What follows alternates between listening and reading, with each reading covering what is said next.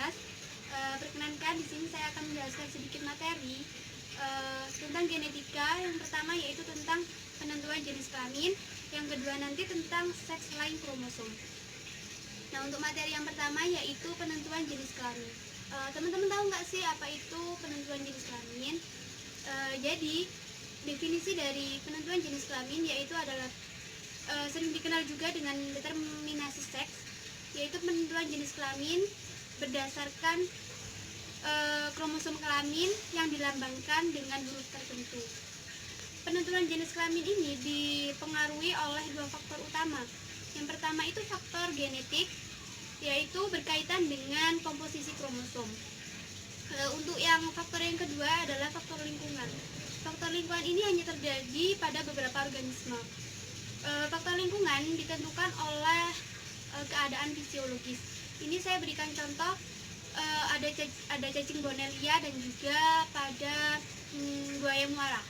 Pada buaya muara, jika buaya muara itu mengerami telurnya pada suhu kurang lebih 31,6 derajat Celcius, maka nanti individu yang akan menetas itu akan berkelamin jantan, dan apabila suhunya itu kurang ataupun melebihi dari 31,6 derajat Celcius, jantan yang menetas akan berkelamin betina. Jadi faktor lingkungan turut mempengaruhi adanya penentuan jenis kelamin. Nah, sebelum kita belajar proses dan mekanisme penentuan jenis kelamin, ada baiknya kita mempelajari dulu tentang tipe-tipe dari lambang jenis kelamin pada beberapa organisme. Yang pertama itu pada manusia, tipenya itu XY. Jadi ada istilah jika simbol kromosom kelamin itu dilambangkan dengan huruf yang sama, itu dinamakan homogametik. Jika dilambangkan huruf yang berbeda, namanya heterogametik. Jadi pada manusia itu, pada individu betina dilambangkan dengan huruf XX, pada jantan dilambangkan dengan huruf XY. Adapun pada organisme lain, semisal burung, reptil, kupu-kupu, amfibi, itu dia tipenya itu ZW. Jadi pada betina itu dilambangkan dengan ZW, kalau pada jantan itu ZZ. Adapun pada serangga itu tipe XO, pada betina dilambangkan dengan XX dan pada jantan dilambangkan dengan XO. Jadi pada jantan serangga ini dia cuma punya satu kromosom X. Nah, ada juga pada unggas. Pada unggas itu tipenya adalah ZO. Tipe ZO ini jadi pada betinanya ZO, kalau pada jantan itu ZZ. Nah, ada yang unik nih teman-teman dari penentuan jenis kelamin pada lebah. Pada lebah ini dia tipenya ploidy.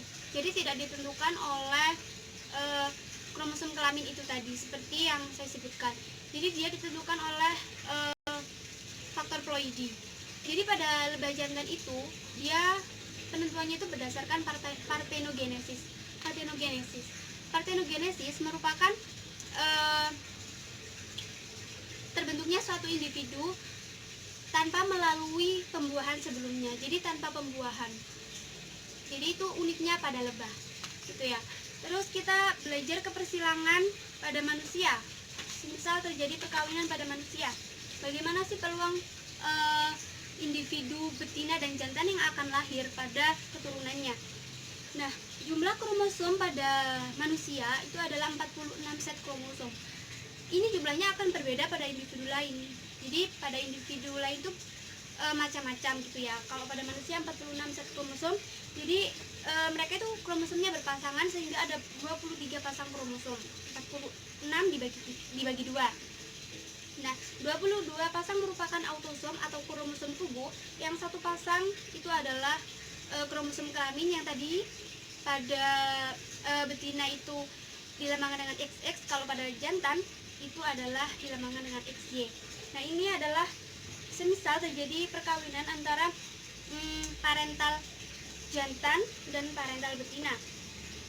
Gametnya kan dia kalau pada jantan kan sel sperma yang dihasilkan. Dia itu memiliki gamet X dan juga gamet Y. Kalau pada ovum itu gamet X saja. Nah, untuk sel tubuhnya, kromosom tubuhnya dia itu dibagi 2. Jadi 22X, 22Y pada jantan. Kalau pada betina itu 22X, 22X. ketika terjadi fertilisasi atau bertemunya ovum dengan sperma, gamet X pada sperma ini akan bertemu dengan gamet X, dapat bertemu dengan gamet X pada ovum, sehingga terbentuklah individu betina dengan simbol kelamin seksnya itu kromosom kelamin maksud saya itu XX. Kalau pada jantan itu terbentuk karena bertemunya gamet Y pada sperma bertemu dengan gamet X pada ovum itu. Nah, terus apa sih pentingnya penentuan jenis kelamin ini? Penentuan jenis kelamin ini penting untuk mengetahui sifat sifat kelamin primer maupun sekunder, dan juga untuk mengetahui determinasi seks pada berbagai macam individu yang tadi juga sudah saya jelaskan di petitumnya. Baiklah, sekian untuk materi yang pertama ini. Yuk kita masuk ke materi yang kedua, yaitu tentang sex line kromosom atau biasa dikenal sebagai tautan seks. Nah, apa sih pengertian dari sex line kromosom ini? Pengertiannya yaitu adalah gen-gen yang terangkai pada kromosom kelamin. Tadi kan ada dua macam kromosom ya, kromosom tubuh dan kromosom kelamin. Nah, pada kromosom kelamin ini terdapat gen-gen yang terangkai. Nah, ini dinamakan sex line kromosom, teman-teman. Terus peristiwa yang terjadi itu dinamakan rangkai kelamin. Untuk faktor-faktor yang mempengaruhi pada peristiwa sex line kromosom ini adalah adanya gen-gen tertentu yang dia itu mengkode pada kromosom tertentu pula. Misalnya ada gen-gen yang hanya terdapat pada kromosom X, gen-gen yang terdapat pada kromosom Y. Nah, ini termasuk ke dalam pengelompokan sex line kromosom berdasarkan tempatnya berada. Jadi ada gen yang terletak pada kromosom X, gen-gen yang terletak pada kromosom Y, ada rangkai kelamin Z pada unggas atau contohnya itu pada ayam, dan ada juga namanya itu rangkai kelamin tidak sempurna. Nah, untuk proses dan mekanismenya saya akan menjelaskan beberapa contoh, dua contoh ya. Yang pertama itu gen-gen yang terletak atau terdapat pada kromosom Y, di mana kromosom Y ini kan berarti dia terdapat pada individu jantan. Nah, ini pada peristiwa hipertrikosis. Apa sih hipertrikosis itu?